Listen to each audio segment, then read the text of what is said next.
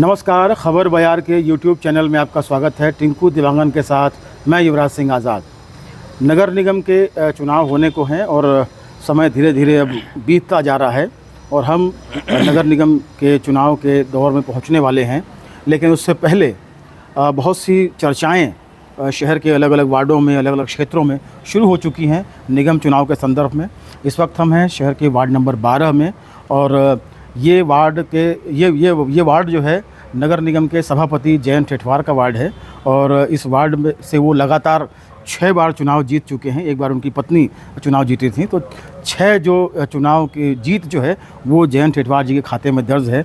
इस बार चूँकि उनका स्वास्थ्य काफ़ी डामाडोल रहा, लेकिन अब ईश्वर की कृपा उनके ऊपर है और वो काफ़ी स्वस्थ हैं। लेकिन ये चर्चा बहुत ज़ोर शोर से चल रही है कि क्या इस बार जयंत ठेठवार चुनाव लड़ेंगे या नहीं। सीधा उन्हीं से बातचीत करते हैं।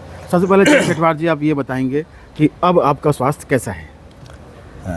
आप लोगों की दुआ से और ईश्वर की कृपा से, भगवान राम की छत्र छाया में अब मैं स्वस्थ हूँ और मेरे परिवार के लोग भी भगवान से बहुत प्रार्थना किए थे।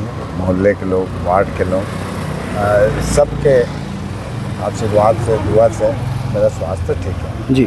जैसा कि मैंने ओपनिंग में कहा कि अब शहर में चर्चाएं शुरू हो गई हैं कि क्या जयंत ठेठवार चुनाव लड़ेंगे या नहीं, तो इस पर क्या कहना चाहेंगे आप? हर निकाय चुनाव हो, चाहे विधानसभा चुनाव हो, चुनाव से पहले चर्चाएं तो निश्चित रूप से होते रहती है। पिछले चुनाव में भी, निकाय चुनाव में मेरे वार्ड से संबंधित कई प्रकार की चर्चाएं सामने आई थी। उस समय भी ऐसा माहौल था कि जयंत ठेठवार की इसी वार्ड से चुनाव लड़ेंगे, अन्य वार्ड से लड़ेंगे।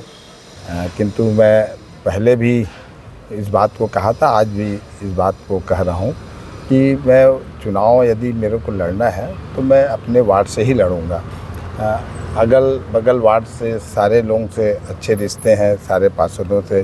सब लोग, बीजेपी हो चाहे कांग्रेस हो, पार्षद अपना मेहनत किए हैं। वहाँ जो है बेजा कब्जा के समान मैं वहाँ से चुनाव नहीं लड़ूंगा। और आपने एक कहा है, एक शब्द आपने इस्तेमाल किया है, अगर चुनाव लड़ूंगा तो अपने वार्ड से लड़ूंगा। तो ये अगर क्यों? कहीं कोई गुंजाइश है, शक शुबह गुंजाइश है क्या? चूँकि आरक्षण एक प्रक्रिया होती है और आरक्षण का प्रक्रिया अभी शेष है।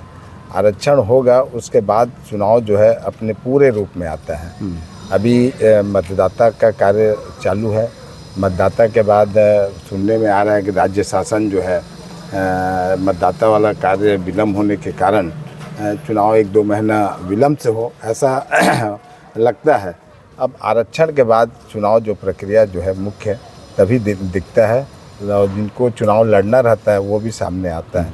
मैं तो इतने वर्षों से वार्ड का प्रतिनिधित्व कर रहा हूँ। मुझे लोगों को बताने की आवश्यकता नहीं पड़ता है। यदि मेरे को लोग पसंद नहीं कर रहे हैं तो मैं 10 बार भी जाऊंगा तो वो मेरे को वोट नहीं देंगे।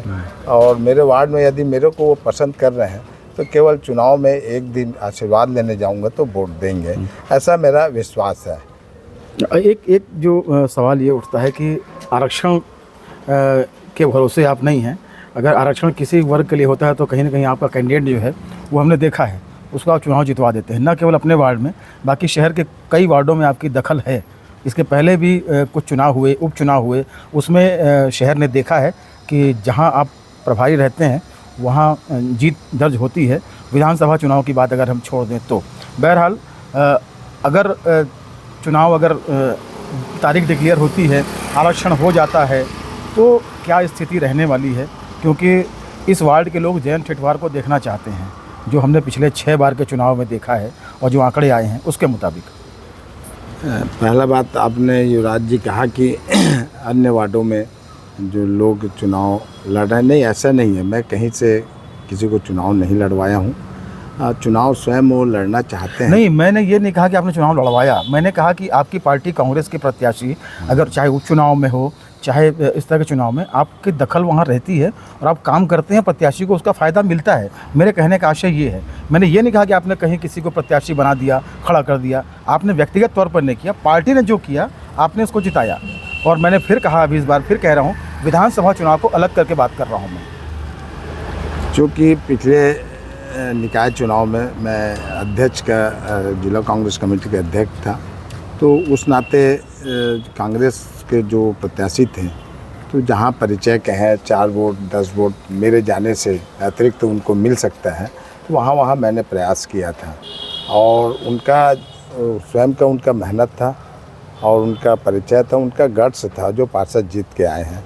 मैं तो केवल 4 वोट है, यदि 4 लोग परिचय का है तो जाके बोला हूँ कि इनको वोट दे दो, और दिए हैं कि नहीं वो भी पता नहीं है, लेकिन मैं जाके बोला हूँ और तो वो वोट वो जीत गया। तो प्रत्याशी का बड़प्पन है, जो जीत गया तो जयंत ठेठवार के कारण जीत गया, वो उनका बड़प्पन है। नहीं, वो अपनी भावनाएं तो व्यक्त करते हैं ना, तो हमने देखा है ये। बहरहाल अब अगर बात करें तो परिस्थितियां काफ़ी बदली हुई हैं। पहले आपकी सरकार थी, कांग्रेस की सरकार थी प्रदेश में, अब जो है भाजपा की सरकार है। तो किस नज़रिए से देखते हैं आने वाले स्थानीय निकाय के चुनाव को आप? हाँ, नज़रिया यदि निष्पक्ष बात किया जाए तो तुलनात्मक होता है जनरली।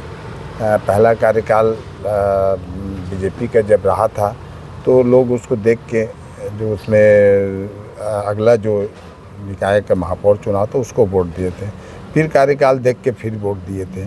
तो हर कार्यकाल का जो 5 साल रहता है एक मापदंड होता है, उस मापदंड के तहत जनता जैसे समझती है वोट देगी। मुझे उम्मीद है कि पिछले कार्यकाल में जो कार्य हुए हैं वो एक सम्मानजनक हैं और जनता जो है वो फिर से कुछ सोच के वोट देगी, ऐसा मुझे उम्मीद है। चलिए, बहुत बहुत धन्यवाद बातचीत करने के लिए जयंत ठेठवार जी।